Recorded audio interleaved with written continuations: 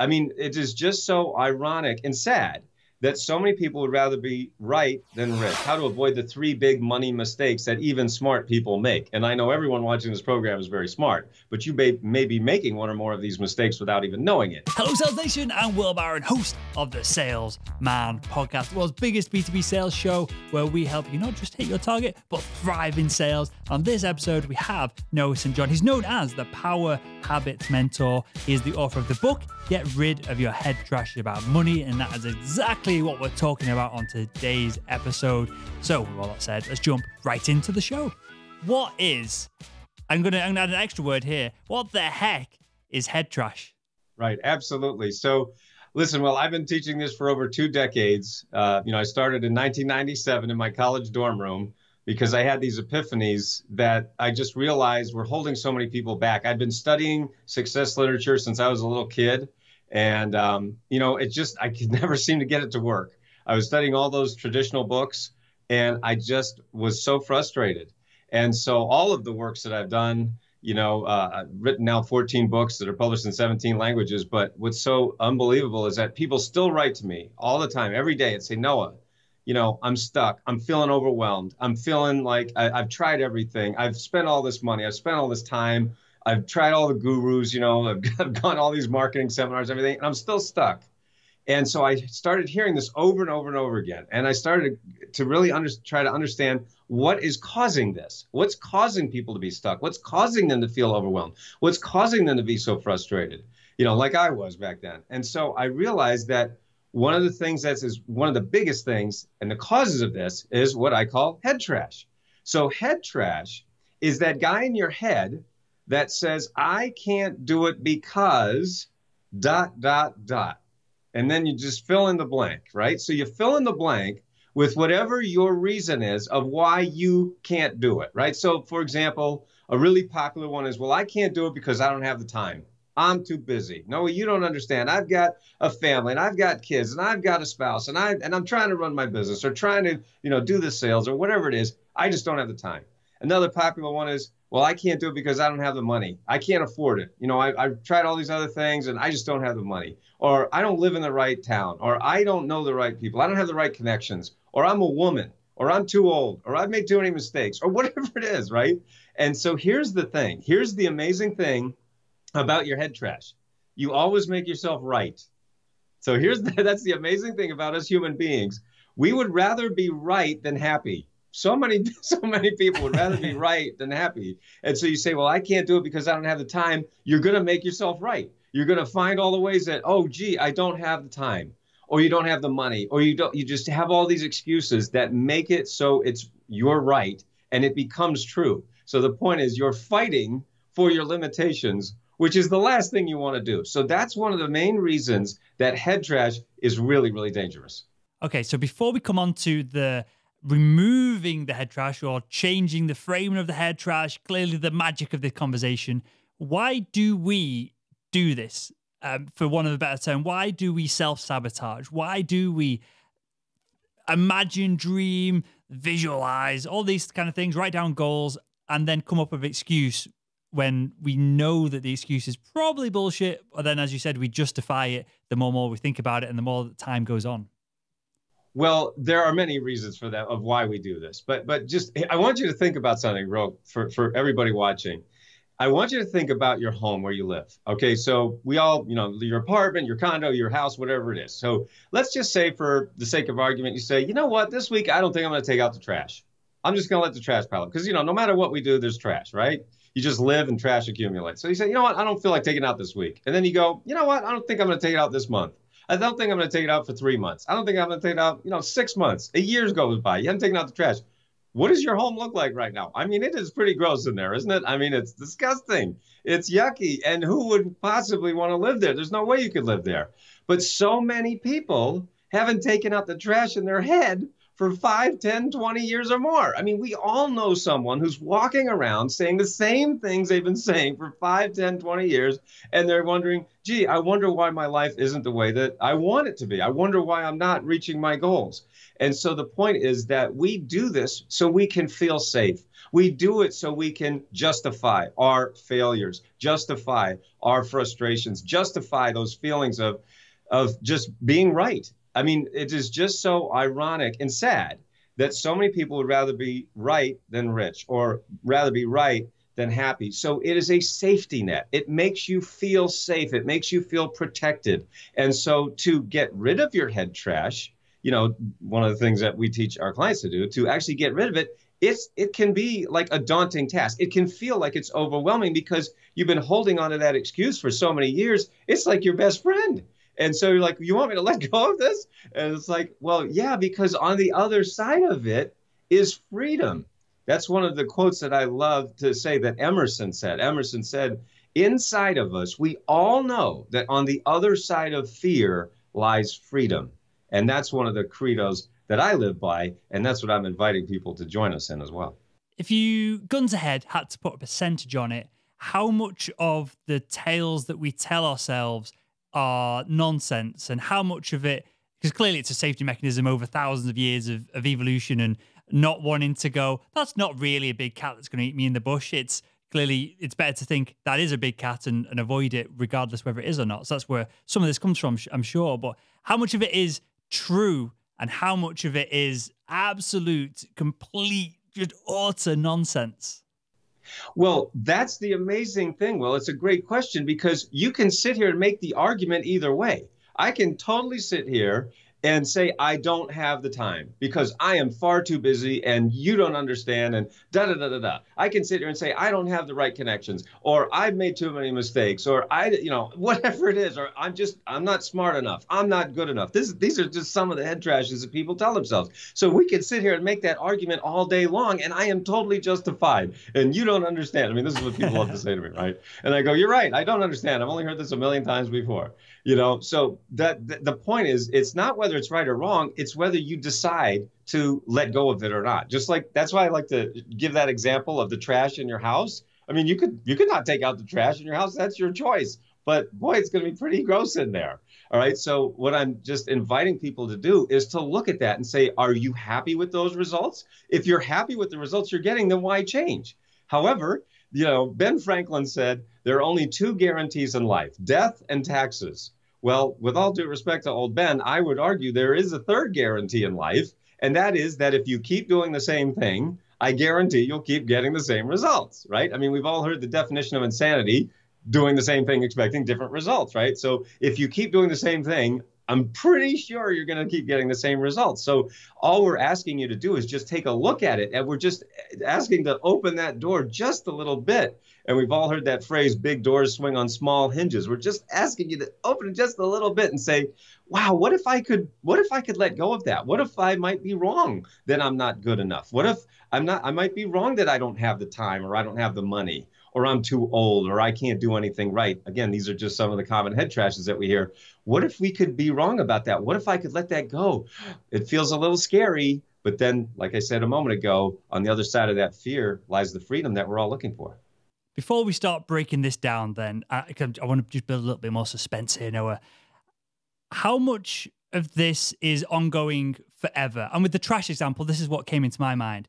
When I was at uni, it wouldn't be unreasonable in a house of 5 lads for a bin bag full of rubbish that needs taking out to be left there for a day or two because everyone was too lazy, even though they were walking past the bag of trash to go out of the door, past the bins at the bottom of the road.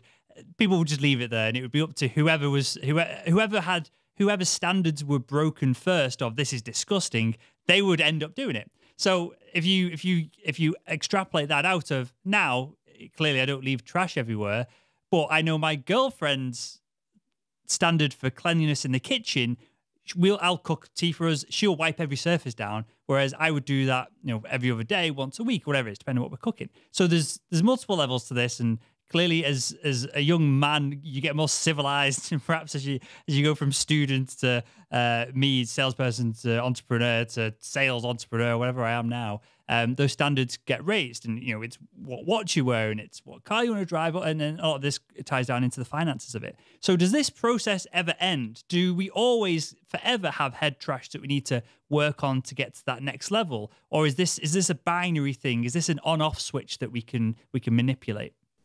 I think that's another great question, Will. And I look at it as a spiral staircase. Okay, you're constantly going up. As you just said, we are hopefully evolving, right? You know, our standards and really what we will accept, what we will allow ourselves. That was the title of my first book. You know, I mentioned that I've written 14 books now, but, you know, the title of my very first book was called Permission to Succeed, because I realized, you know, one of the things that I realized back then was that we don't need more how-tos of success. One of the big things, one of the big things stopping most people is that we don't give ourselves permission to succeed. So you give yourself permission to succeed at higher and higher levels as we evolve. And so the point is that I don't look at it as an all or nothing thing. I'll give you a quick example. I was just reading ESPN, the magazine, about their top 20 most dominant athletes of the last 2 decades. And what was so fascinating was in more than half the cases, there was a point where that person, I mean, we're talking the dominant athletes, I mean, the biggest names, you know, in sports. And they literally had to say to themselves, there was a point in their careers that they say, wow, I guess I belong here. And this was when they were doing very, very well, you know, like winning the US Open or something like that, you know, winning a race or something. And they're like, yeah, I guess I belong here. So you go, whoa, even these huge athletes have, you know, is that a form of head trash? I mean, it's a form of lack of self-belief, I guess. But then, you know, you get to that point where, of course, now you're like, yeah, I got this, you know, so but maybe there is a place for, you know, for us entrepreneurs, we're saying, you know, as you start your business, one of your goals may be to reach $10,000 a month. And like, that's a huge goal because that's 6 figures a year, right? And for many people, like I remember when I was starting a business, I would look up at 6 figures and go, like, it's this huge mountain. I'm like, oh my gosh, I could never climb that mountain, you know? And then now when I've been in business for a while and 10,000 now is pretty simple, right? You know, and so I've got that conquered. And now it's like, you know, what's the next plateau? You see what I mean? So for you, it might be 50,000 a month or 100,000 or 500,000 a month, you know, wherever it is. So I really have seen in working with my coaching clients over the last 2 decades that that's how it seems to me is as we're climbing that spiral staircase, you know, you allow yourself to succeed at higher and higher levels. I have an example of this. I won't dive too deep into it because I've talked about it on the show before, but I wanted to take the content, the training, everything that we're doing to the next level. And I feel for the audience, if they're listening to multiple episodes like this a week, if they're tuning into our other content, they've got the constant reminders on Instagram, the quotes that we do in the little videos. The next step is some kind of coaching. It's some kind of one-on-one. It's some kind of motivation. So I hired a local sales trainer, great guy, to basically spend 1 day a week on a paid coaching plan to help some of our audience. Sent out on this email. I think the email list now is about 104,000 people, whatever it is. And I got a ton of emails back saying, sounds great, I'm interested, but I'd rather it be you doing the coaching as opposed to a sales trainer that I'm sure is great because he's kind of on board with you, but nothing to do with me. I don't know who he is, and I listen to you a couple of times a week, and I want your experience. And my guts and my heart sank, and my gut got all weird, and I had this moment of, you know, I've interviewed now 400 plus kind of sales business experts, probably more than 90. Well, I don't think there's anyone, if I look at other sales podcasts out there and other interview shows, there's no one that's covered sales as deeply as what we have. And I'm a salesperson myself, and all the building blocks are all there. I love coaching. I help a load of local entrepreneurs with their social media content. I help a load of podcasters grow their podcasts, sorry. And all the building blocks of all of this are there. And it blew my mind that people actually wanted me to help them directly. So that's changed the whole kind of a whole series and a whole vertical of our business on its head now. I'm not sure when the show will come out, but around about the time it comes out, we'll be taking on at least another 10 coaching clients, and I'll be doing 50% of the coaching. It'll be someone else doing another 50%, just to kind of even up my time that I'll spend with them. But I literally went through this of what people want me to work with them, and they were willing to throw money at me to get my insights. And it's not, I'm not humble bragging here at all. I literally don't think I'm that good or talented at any of this. But the results we've had from the pilot that we've done so far have been fantastic. And I've loved every minute of just getting on the phone or Skype and chatting with salespeople and helping them through this process. So just as anecdotally here, for the audience, I'm going literally through this at the same time. So before, Noah, we jump into the how-to, something you said here really intrigued me, and that is both the permission to succeed, which I want to just cover briefly, because that might be the starting point of all of this, and then money. So let's touch on money first. Why does money tie in with all of this intricately? Why is money such a weird topic for most people who haven't kind of consciously processed this, thought about it, read books on it? Why is money such a weird thing that we all want, but we don't really want to talk about or share how much we earn, and our parents have instilled things into us? Why is it so bizarre? Well, you're absolutely right. Well, money is a very, very emotional issue. Now, 77% of the people that come to my website, the successclinic.com, that's our main website, say that money is their number one frustration, along with health, relationships, and stress. And notice that stress is caused by basically problems in those other three: money, health, and relationships, right? So basically that's like all your bases covered. And that's, what we help people with. But, first of all, money is a very emotional issue for that exact reason, because we're not only are we not taught to talk about it, we're taught to not talk about it. I'll give you a quick example. Now, I grew up poor in a rich neighborhood. I know that's a total cliche, but I grew up in this little town called Kennebunkport, Maine, which just happens to be one of the wealthiest communities in New England. But my family was dirt poor. And I mean that literally. We lived at the bottom of a dirt road in a drafty, unfinished house that my parents ended up losing to foreclosure. So from a very young age, I was very, very painfully aware of the dichotomy, the chasm, the gap between the haves and the have-nots. The haves was everyone else in the community, and the have-nots was my family. And so it was very, very weird growing up, because I saw that my parents worked really, really hard. I mean, they struggled, they sacrificed, and yet they could never seem to get ahead. Meanwhile, right across the street, there were all, wealthy people and kids, and they had nice things and clothes and food and all that stuff that my family didn't have. And I'm going, this doesn't make any sense. Why are my parents working so hard? They have nothing. And these people over here seem to have so much. They don't seem to work so hard. So I went on a crusade, basically. I had to figure this out. I hated that poverty and lack and fear and not enoughness that I grew up with. And so I just wanted to find a way out of that poverty, because I saw it right across the street. I'm like, how come my family doesn't have this? And so it was very confusing, very painful. And that's really what started my spiritual studies and studies of personal and business growth. And so, that's what really led to all the work that I'm doing today. So I remember this very clearly. When I was a kid, because it was a wealthy community, we'd have a lot, different people come in and speakers and like presentations and things. I remember there was this one presentation at our grammar school. It wasn't even high school, it was a grammar school. And this like a string quartet came in. And, it was playing the violin, viola, and stuff like that. And, just this is a traveling thing and showing the kids to expose them to the arts, which is awesome.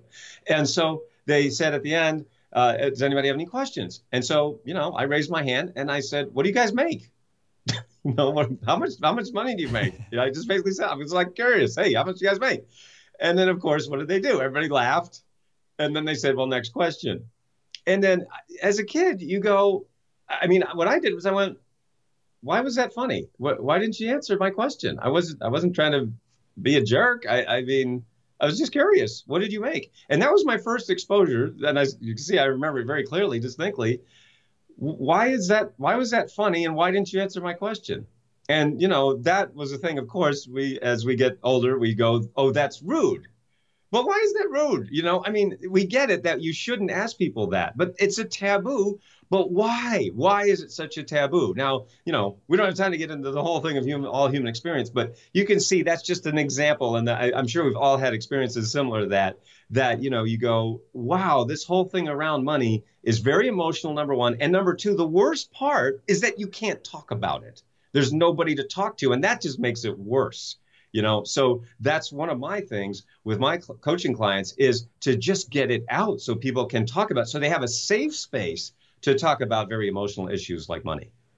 So I'm going to come on to permission to succeed in a second, but just to touch on this a little bit further, to solve some of these head trash issues, some of this negative self-talk, all this that we all experience, do we need to go on a deep dive through our history, what our parents had said, the things that they've instilled into us? Or can we not do all that and still solve the problem? Because that seems like a lot of work. That seems like sitting on some dude's couch, laid back and talking nonsense for 25 years while he charges you $200 an hour. Can we solve these problems without having to do all that digging? It's funny you mentioned that, because I have literally had people come to my 3-day live events. We have 3-day live events that we do twice a year. We call it the Freedom Lifestyle Experience. And, people come to them, and I have literally had people stand up at those seminars and say, Noah, I remember one woman in Denver, and she said, Noah, I have been going to therapy for 20 years. Literally, I mean, just almost exactly what you just said. I've been going to therapy for 20 years, and you just fixed me in 3 days. So it's like, well, good. I guess you got your money's worth, you know? So I had another guy stand up at one of our events in Las Vegas. He said, Noah, I have been studying personal growth for 40 years. We have this on video. It's on video. You can go to the webpage and look at it. But he said, I've been studying personal growth for 40 years. I have a master's in psychology, and I've studied everything out there. I came to your event to expose you as a charlatan. He said this on camera. I came to this event to expose you as just another one of those frauds, another one of those bullshitters. And he said, Noah, I have had to eat crow this entire time, because not only have I done $1 million deal here, I just closed $1 million deal here at this event, but you've taught me more in the last 48 hours than I've learned in the previous 40 years. I mean, so the answer to your question is, sure, there's plenty of people who will, take your money for 20, 30 years if you want to do that. What we do at Success Clinic is we just cut to the chase, because I wish that's what I wish someone would have done for me. Can we just fix this damn thing? I'm sick of always having to talk about all this crap without having a solution. So I'm the nerdiest nerd in this industry, Will. I'm such a nerd because I have to have something that works. I have to have a step-by-step checklist. And that's what I wish someone would have done for me, and nobody did. So I had to do it myself. Okay, well, let's get into the steps here. Because I might be totally off here. I might be, hopefully I'm not miles away. Is the first step to suss out what head trash we have, or is it just to start to give ourselves permission to break through it? Well, actually, no, it is. So I, in the book, the new book that, we're going to give away to your readers, your viewers, Get Rid of Your Head Trash About Money. The subtitle is How to Avoid the 3 Big Money Mistakes That Even Smart People Make. And I know everyone watching this program is very smart, but you may be making one or more of these mistakes without even knowing it. So one of the biggest mistakes that I see is very simply not getting rid of your head trash, particularly about money. That's why we're having this conversation right now. So the point is that one of the first steps that we give you, for my coaching clients, that we talk about this in the book, is write down what head trash you have about money. What is your head? What are you saying to yourself? What's your I can't do it because? And also, what are you telling yourself about money, wealth, abundance, your ability to manifest, your deserving level? I'll give you a great example. I was just talking with one of my clients the other day, and she said, when we were doing this exercise, she said, Noah, I didn't know this before. I didn't realize this consciously until we started working together. And she said, I realized that one of my head trashes is I'm a bad money manager. That's what she was telling herself, right? I'm a bad money manager. And I said, well, gee, how is that showing up in your life? And she said, well, as soon as money comes in, I just make sure it goes right out again. I go, well, isn't that interesting? You're making yourself right. And she said, yeah. And I said, do you want to stop doing that? She goes, yeah. I said, okay, well, that's the first step, is to just be aware of it. Just understand that. How is this affecting you? So yeah, you got to write down what is your specific head trash, and then how is this affecting your life? And then, really, you got to ask yourself, are you willing to be wrong? Are you willing to change that? Are you willing to take out that trash? And, some people are and some people aren't. If they're watching this program, probably they're ready to take it out. But that really is a big, huge first step, because if you don't even know where the trash is in your house, how can you possibly take it out? If you don't know where the trash is in your head, how can you take it out? So yeah, that's the first step, is just that awareness. Are there any questions that we should be asking ourselves to generate this awareness? And as we go through this, if there's anything that pops up in my mind, I'll share that for the audience as well. Yeah, absolutely. So the question really is, what do I tell myself about money? What am I telling myself is my relationship with money? All right. So again, using that example that I just mentioned, Well, I'm a bad money manager. Now let me just be clear about this again, that you have tons of proof that what you're saying is right. Like the example that I gave earlier. Everybody can sit here and say, I don't have the time. I'm too busy. No problem. Okay, then you're too busy. Great. Yay, you win. You get to be broke. Good job. So like I said, I'm inviting you. I can't make anybody do anything. I'm just inviting you. I'm saying, hey, would you want to come over here where there's some money, or do you want to stay where you are, where you're stuck? It's totally up to you. Well, so somebody came up to me as you said that then, and then I immediately gave myself an excuse for that is, I don't know if my language that I want to say is it's my belief. So we can touch on what that means, I guess, in a second. But I believe, again, rightly or wrongly, and we can dive into this perhaps, that it takes quite a lot of time to build momentum with money. And I'm not, as I'm saying this, I'm not sure if that's actually wrong, but the way I'm justifying myself is that I'm patient and I'm willing to put in the work for that 5-10 year period, with the business, everything I'm doing here, to then drive enough revenue to have cash to then throw into different investments, which then compound over time. As I'm saying it doesn't seem like a daft belief, but I know that when I say this to entrepreneurs that I hang around with, I've started doing a lot of clay pigeon shooting, and I'm hanging around with old dudes who can shoot a shotgun like nothing else I've ever seen in the whole of my life. It's incredible to see an 85-year-old dude blow up these clays, and I can barely hit any of them. But two, I say stuff like this to them, and their initial question every time is, why do you think it's got to take 5 years? Why can't you do the same thing in 2 years? And again, I give myself the excuse of, it's okay, I'm patient. And maybe it's okay, I don't want the extra stress, or I'm okay to go slow, or if I feel like perhaps if I go fast and I put out more content, or we hire more people, there's more chance for mistakes. So as you were saying that, Noah, and again, it's tied into money of driving revenues to, I guess, invest in the future. That was the kind of head trash that I came up with of, let's go slow. Why go fast? Well, like you just said, you're perfectly justified in everything you just said. Yeah. You believe it, and so there you go. I mean, those older gentlemen that you're talking to and who were saying that to you, they're right also. So it's all about your perspective. So Will, you and I should probably get on a coaching call, because it sounds like you need some help. I mean, and I'm happy to help you, and of course everybody else watching. But I mean, seriously, this is exactly the kind of thing that I work with every single day, because I mean, I'll give you another example. I had I was speaking at a seminar in Los Angeles, and just give my regular presentation. I was walking off the stage, and this guy came up to me out of the audience. It was like 1,000 business owners. He ran up to me, and he practically tackled me, and he says, "Noah, I want you to be my coach." And I said, okay, great. I didn't know this guy from Adam. Ironically, his name was Adam. And so I said, what's going on? He goes, no, I'm totally stuck. I'm only making $4 million a year. I go, okay, well, a lot of people like to be stuck at $4 million a year, right? That sounds kind of funny, doesn't it? And anyway, so I said, he goes, no, you don't understand. I've been at the same level for the last 4 years. We got to 4 million in sales, and we've just been plateaued for the previous 4 years. And I've tried everything. He said, I've thrown all this money at it. I tried this guru and that guru. He named every big name. And he goes, I've spent tens of thousands of dollars, and I'm still stuck. And he said, as soon as I heard you talk about head trash and your foot on the brake and permission to succeed and everything you just said, he goes, I knew you were the coach I've been looking for. So long story short, I ended up coaching him. And that 1 year, I coached him for about a year. In that 1 year, his sales, his revenues for his company, which had been stuck at 4 million for the previous 4 years, went to over 16 million in sales in 1 year. Okay. So does it have to take 5-10 years? No, it doesn't have to take it. Can you take 5-10 years? Sure, you can do whatever you want.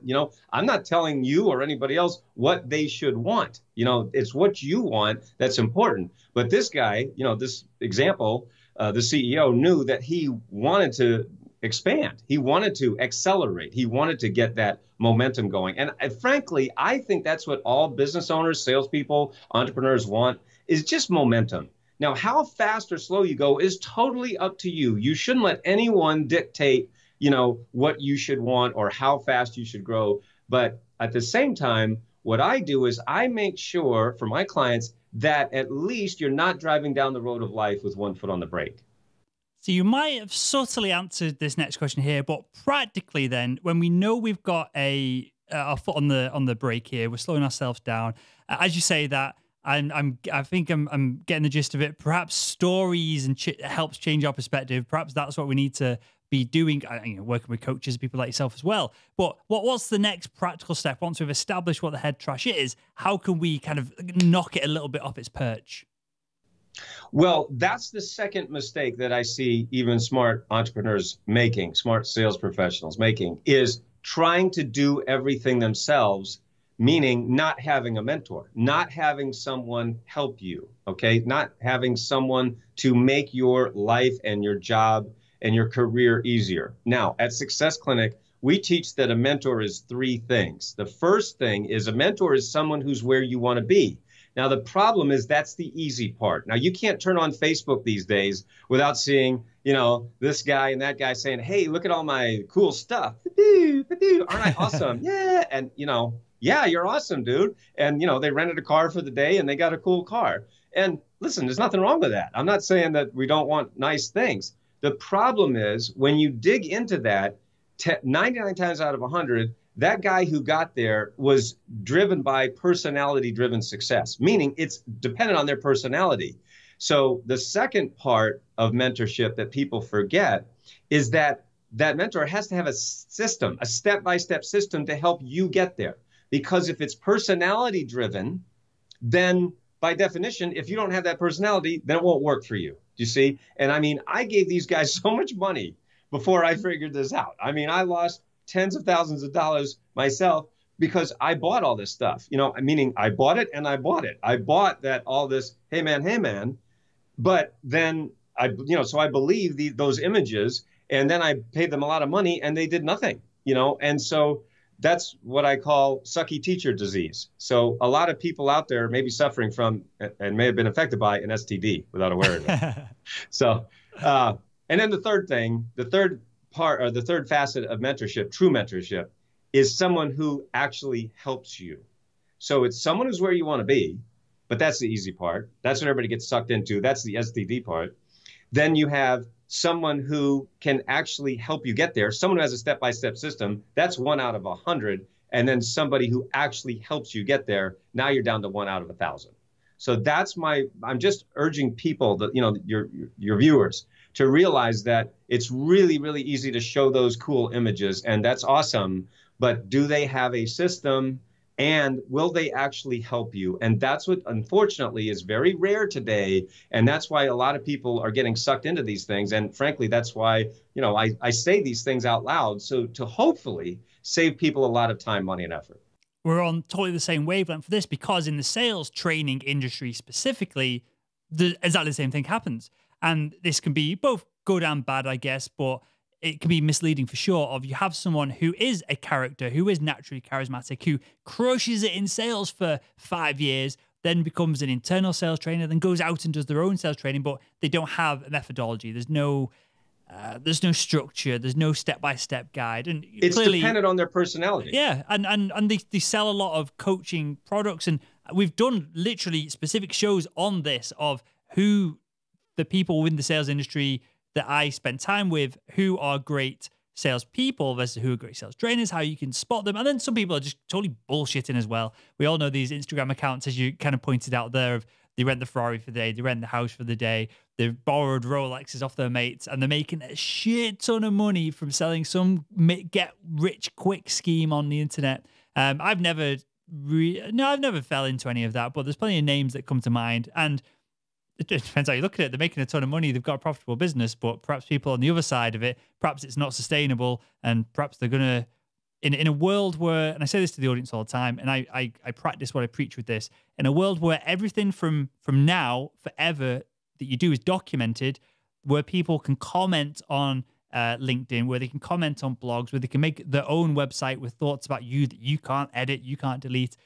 I think that'll fade away and change over time. But with all that said, Noah, what is, in your words, what is your system? Kind of conscious of time as well, but what is the steps? How do we, for someone listening to this who wants at least a taste of it, how do they get rid of head trash using your step-by-step system?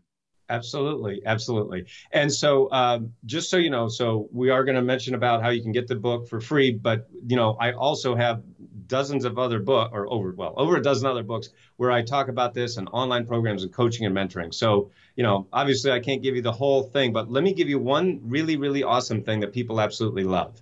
And that is my technology called Afformations. All right. Now, everybody, watching this program, I'm sure has heard about how to use affirmations. And affirmation is the old school way of doing it, traditional way, what traditional teachers are telling you, which is, of course, to say these positive statements.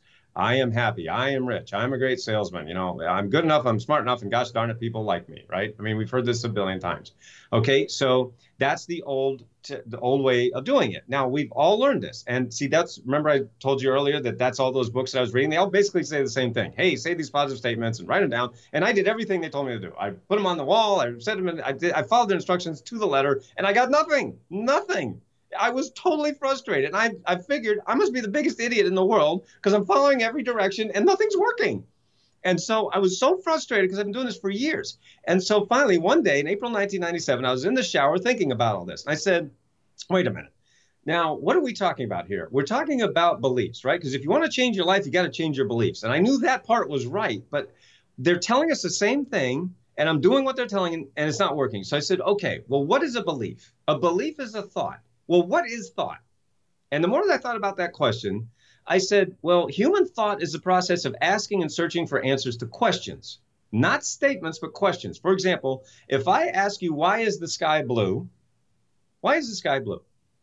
Your brain immediately starts to search for the answer to the question, right?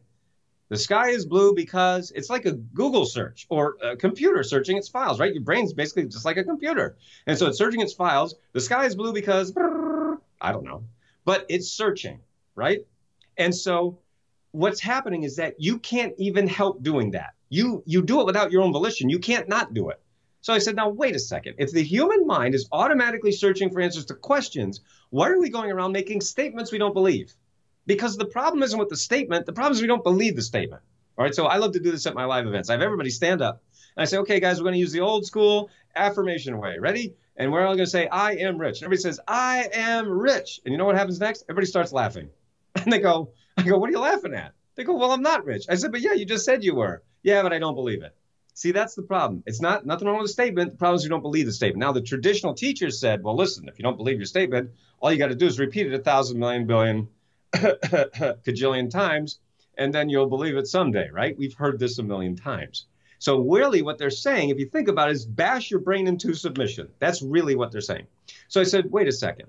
Now, that's the old way of doing it. And that works great for some people, but for millions of people, it didn't work at all. And it didn't work for me. So I said, what could be a better way? There's got to be something they're not telling us. What could be a better way? And I started to say, okay, if that's a statement, I am rich, and your brain says, yeah, right. What would the question be? Why am I so rich? Why am I so rich? Now, when you ask that question in your brain, what immediately starts to happen? You start to search for the answer to the question.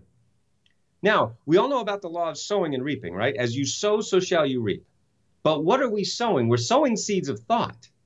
But what are most people doing? Sowing lousy thought seeds. Why am I so stupid? Why am I so fat? Why can't I lose weight? Why can't I make more money? Why isn't my business growing? Why is there more month left at the end of the money? Right? And when you ask lousy questions, what do you get? Lousy answers. And that creates a lousy life. So I said, wait a second. What if instead of asking lousy questions that lead to lousy answers, create a lousy life? What if we just flip the whole thing on its head?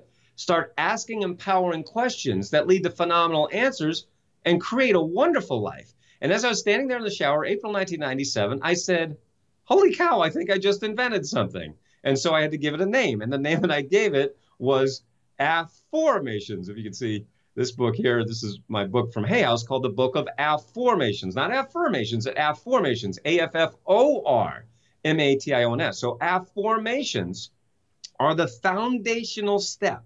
All right, so this is going back to your question, that this is the foundational step that I've taught to over 250,000 people all around the world. And I tell you, Will, we have had so many incredible success stories from people who have changed their life using Afformations. That's why we have our community called Afformation Nation of Afformers from all around the world, and just incredible stories. I literally just got an email this morning from a fellow in South Africa who's been using my Afformations method, and he was at the end of his rope. He was feeling really down on himself, and now he knows that he's going to be, creating this awesome being an entrepreneur, created an amazing life and an amazing business and helping so many people. He's just so excited about it. I get these emails, I get these notifications on social media every day. So Afformations is the process of using empowering questions to immediately change your subconscious thought patterns from negative to positive. And it's so simple, and yet it's so amazingly powerful. What would be an example of an affirmation for a B2B salesperson listening to this? Perhaps they listen to this, and perhaps today they're just not having the most confident of days. And we're not even going to get time to dive into habits, but that was something I wanted to touch on as well. And that obviously plays into a lot of this. But perhaps they've not set the habit of this up in the morning, before they walk into a sales meeting. So listen to this. Usually they're pretty confident, they're happy, they've got high self-esteem, but today they're feeling a bit like, but they're going into a sales meeting. Is this a tool that they can use to then get them change the belief in that moment to get them in the right frame of mind for that meeting? And then what should they be saying to themselves? The answer, yes, you can change your subconscious thought patterns immediately, instantly, using my Afformations method. And secondly, very simply, one of the things that you could affirm is, why am I so confident? Why am I so confident going into this meeting? Like every time I do an interview, one of the things that I affirm is, why is this the best interview that I've ever done? And what's so nice is, I make it true, and so the next interview will be even better and better and better than that. And so you're affirming. What you're doing is you're forming. By the way, the word affirmation comes from the Latin word firmare, which means to make firm. The word Afformations that I invented, and by the way, it's perfectly legitimate to invent a new word, because when you have a new way of looking at the universe or new technology, isn't it true we often need a new word like Google, Facebook, webinar? These are new words.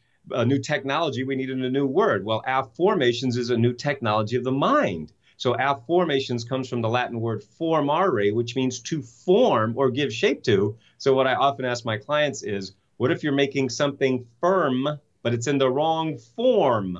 That's called you formed the life you didn't want. So now using Afformations, you can form the life that you want by changing changing the questions you're asking, and thereby change your life. Love it. Love it. Well, as I said, there's habits. There was another couple of money questions I wanted to dive into. We've just not got time to go any deeper into this. So we'll have you back on Noah in the not too distant future to carry on the conversation. But you've mentioned the book, Get Rid of Your Head Trash About Money. Tell us where we can find it, and yeah, a little bit more about it. There it is. Get rid of your head trash about money. Like I said, how to avoid the 3 big money mistakes even smart people make. So all you have to do is go to sendmeabooknoah.com. Very simple. Sendmeabooknoah.com, and I will send you this book. And so I've covered the cost of the book. We just ask you to cover the shipping. And if you want to download the ebook version of this, it's free, no money at all. If you want to get the hard copy, which I love this. I like reading books, and there's tons of stories in here of my clients. We just ask you to cover the shipping. And by the way, just real quick, I want to mention that, I really, how you see how excited I get talking about my client success stories. Well, we call that our wall of fame. When you go to our website, when you go to successclinic.com, you'll see our wall of fame. And we just dozens and dozens and dozens of stories of real people, real stories who've gotten real results using my methods. So for everybody watching, we'd love to add you to our wall of fame. Amazing stuff. Well, I'll link to the book, I'll link to the website, the Wall of Fame, everything else that we talked about as well over in the show notes to this episode over at salesman.org. And with that note, I want to thank you for your time, your insights on all this, mate. And I want to thank you for joining us on the Salesman Podcast. My pleasure. Bye.